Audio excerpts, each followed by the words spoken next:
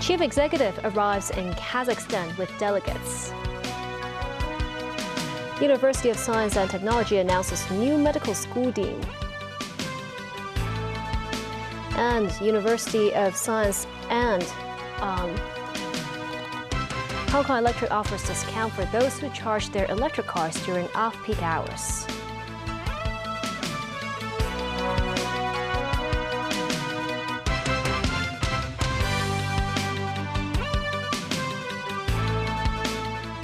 Good evening, and thank you for joining us. Chief Executive John Lee begins his visit in Kazakhstan. His delegation meets with the local investment agency and Chamber of Commerce to discuss bilateral economic cooperation. Chief Executive John Lee, accompanied by Trade Development Council Chairman Frederick Ma and the Hong Kong business delegation, reach Kazakhstan as they embark on their 7-day Central Asian trip. The delegation is the largest in the current administration, with not just government officials,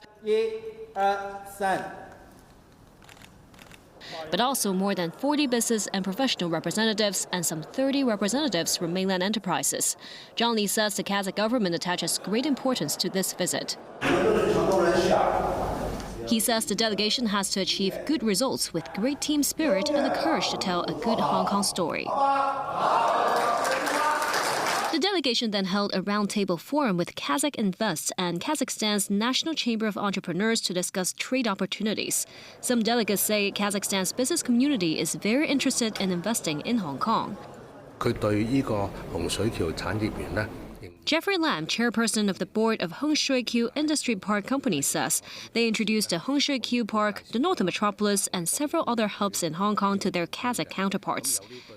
Trade Development Council Chairman Frederick Ma also says Kazakhstan has great investment potential. He says mining industries could leverage Hong Kong's capital market, and Kazakhstan can also make use of Hong Kong's role as a superconnector and value adder for their businesses. Ma says their Kazakh counterpart will send representatives to Hong Kong in mid-June to hold a seminar introducing Kazakhstan's economic opportunities.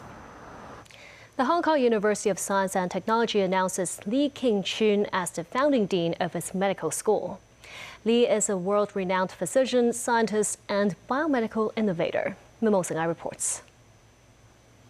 At a press conference, HKUST introduces the founding dean of its new medical school. After a global recruitment and review process of more than 100 candidates from 10 countries and regions, Lee King-chun stood out as the ideal pick. Born and raised in Hong Kong, Lee spent most of his time in Canada and the U.S., serving as the founding dean of the Cal-Illinois College of Medicine at the University of Illinois Urbana-Champaign. When asked what prompted him to return to Hong Kong and contribute to the local medical field, Lee says it wasn't his initial plan. In the beginning, I have never thought about coming back to Hong Kong. But when President Yip approached me and presented me with something that I cannot refuse, the ability to contribute to a very, very important task that can influence not just locally, but potentially the entire country and the world, is something that I can't really turn down. Committed to interdisciplinary collaboration, Lee has experience in connecting fields such as radiology, bioengineering, and nanotechnology. Using technology and innovation to transform and revolutionize healthcare delivery is something that is urgent, and is something I have done before. Looking back on my experience in UIUC, I see that the opportunity here is actually larger because we have an entire country that have already decided to head in this direction. Nancy Yip, the university's head, says the new institution will collaborate with the other 2 medical schools in the city. The first batch of 50 medical school students is expected to enroll in 2028-29. Mimosa Ngai, TVB News. Starting today, the city's 2 power companies will raise fuel surcharges. Hong Kong's gas provider Town Gas says rising raw material prices create pressure on the cost, and they are in talks with the government to raise gas fees. Naphtha accounts for 30% of the fuel mix of Hong Kong's town gas, while 70% of it comes from natural gas. While the last fare hike was introduced in August 2024, Town Gas says the cost of naphtha has doubled since January. As for natural gas, Town Gas signed a 25-year contract with an Australian supplier back in 2006, which allows its cost to remain stable. As the contract will expire in 2031, it is now discussing with the supplier in contract renewal. Town Gas adds gas sales in the first half of the year fell by 3% year-on-year, mainly due to hot weather leading to reduced residential gas sales, while the use in hotels and dining sectors saw a slight increase. Hong Kong residents' travel habits to the mainland have also affected commercial gas sales. The annual gas sales volume is expected to dip by less than 3%. The development of the northern metropolis is estimated at 1.5 million new customers and bring additional gas sales. Electric vehicle drivers who power up at residential car parks can apply to a new initiative that may see their bills slashed. Hong Kong Electric's tariff scheme is encouraging drivers to charge their cars during off-peak hours. Under the scheme, Hong Kong Island drivers will receive a rebate or an additional charge depending on the electricity consumption during the time of the day. If drivers charge their vehicles between 2 and 6 a.m., which is considered super off-peak hours, they will receive a refund of 18.7 cents per unit of electricity. From 6 to 8 a.m. and 11 p.m. to 2 a.m., the rebate is 9.3 cents for every unit. But drivers must pay an extra 18.7 cents per unit if they charge their cars between 8 and 11 p.m.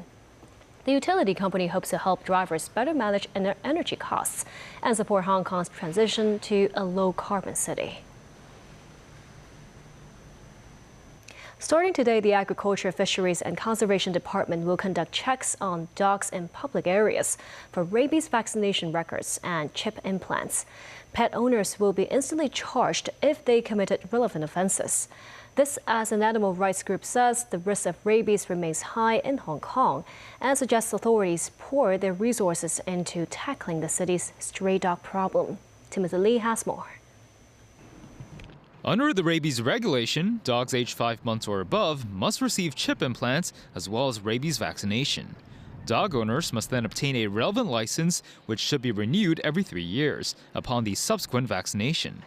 But according to government data, only 150,000 pet dogs out of the total 220,000 in the city have received chip implants as of 2 years ago. The AFCD is stepping up efforts to enforce the pet regulation and will begin inspecting pet dogs for chip implants and vaccine records in public areas starting today.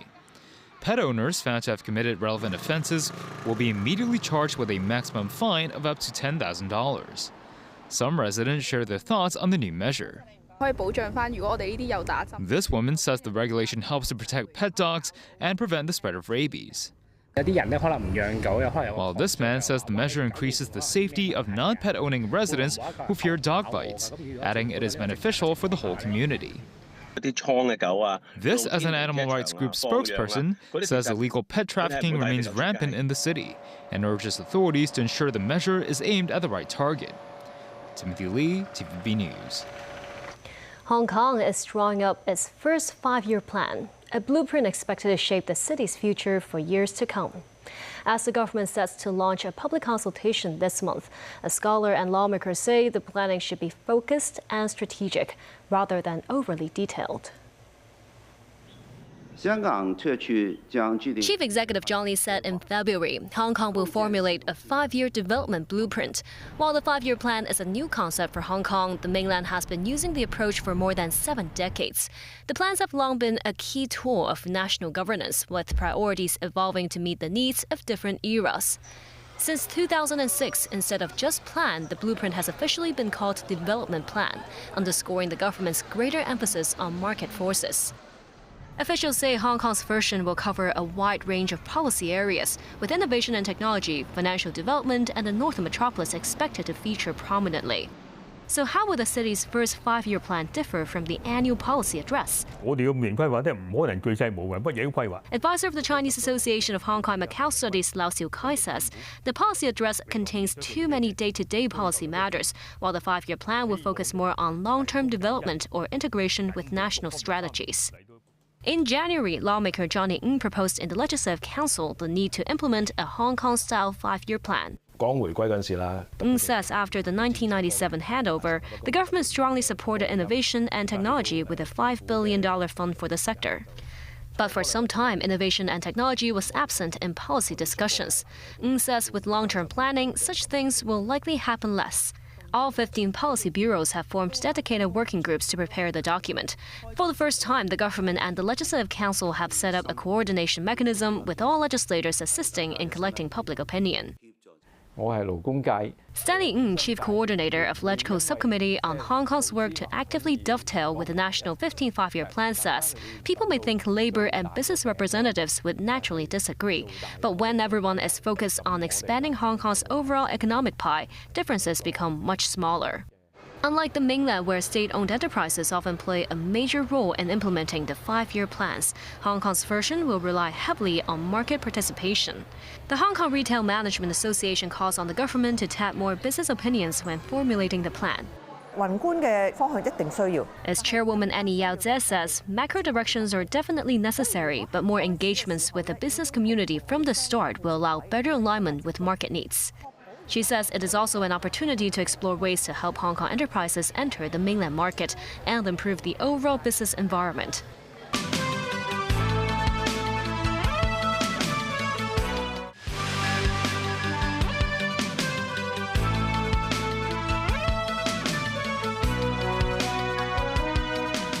In their latest dueling attacks, the American military claimed they have conducted self-defense strikes on military sites in southern Iran on Saturday and Sunday, which are answered by the Iranian forces' air base attack. The two sides are still locked in a fragile standoff in the Strait of Hormuz, which Tehran has had in a chokehold for much of the war. Danny Zhou has details. The U.S. Central Command says it was carrying out new strikes bombing radar and drone command and control sites around Iran's Garuk City and Qasem Island over the weekend. The CENTCOM declares on Monday the measures are in response to aggressive Iranian actions that include the shoot-down of a U.S. MQ-1 Predator-armed drone operating over international waters. Iran's paramilitary Revolutionary Guard Corps acknowledges launching a barrage of retaliatory strikes on an airbase used by the U.S. without specifying where. Sirens sound over the Kuwait city at dawn, and emergency alerts are sent to residents across the Gulf nation that is home to the Mideast Forward Command for the U.S. Army. Kuwait says its air defense opened fire to intercept the incoming drone and missile fire early Monday. U.S. President Donald Trump, who remains optimistic over the prospects of a peace deal, posted on his Truth Social platform at midnight, saying Iran really wants to make a deal and it will be good for Washington and its allies. The two countries earlier reached a tentative agreement that would prompt a 60-day memorandum of understanding to extend the ceasefire. Washington has reportedly amended elements of the draft and sent it back to Tehran. This, as officials indicate, Trump has raised concerns over some texts, including the release of Iran's frozen assets, and wants tougher terms on its nuclear commitments. Tehran reacts by saying it will make its own amendments and will only accept a draft deal it agrees to, and adds nothing is final yet. Iranian Foreign Minister Abbas Araghchi tells State TV that the country should not give importance to speculation and cannot judge the talks until they get a clear result. Parliament Speaker Mohammad Bagher Kalibaf states Iran aims to secure tangible gains and pledges not to grant a blank check to any of the parties involved in the talks, while cautioning about falling into the trap of protracted, wearisome conflicts. Meanwhile, French President Emmanuel Macron notes he talked with leaders of Saudi Arabia, Oman, the Emirates and Egypt in hopes that they could help the US and Iran seize the opportunity for a swift peace deal on ceasefire and reopen the Strait of Hormuz without conditions and in accordance with international law. Danny Zhou, TVB News. Ebola infection numbers continue to rise in the Democratic Republic of Congo as the World Health Organization sets up a treatment center to combat the outbreak. Meanwhile, 4 nurses in Congo's Bunia made full recovery after beating the Bundibugyo strain of the virus. Danny Zhou has more. The number of confirmed Ebola cases in the Democratic Republic of Congo rises to 282, with 42 deaths, after 19 new positive test results were recorded, according to latest update from DRC authorities. An Ebola treatment center has been set up in Bunia to address the outbreak. Tedros Adhanom Ghebreyesus, World Health Organization Director General, says the facilities, which stand in isolation from the local hospital, will rehabilitate those infected. If you come to the facilities, to health facilities, when you have symptoms, you can get the support and recover. So the key is to come forward as early as possible and to get the necessary support. Through that, you can recover. So we can stop this Ebola. The WHO chief meets with 4 nurses who survived the Bundibugyo and says they offer hope that the outbreak can be stopped and those who suffer can make full recoveries. This despite his previous comments on the lack of licensed vaccine or treatment targeting the Bundibugyo strain. One of the recovered nurses says he feels happy after his second and third tests came back negative. It's a great joy because many people who were in the same situation as me have died, he says. Meanwhile, suspected cases are being looked into in Brazil and Italy tied to travel to affected nations. Danny Zhou, TVB News. Due to Typhoon Jiangmi, Hong Kong Express is cancelling 6 flights between Hong Kong and Okinawa.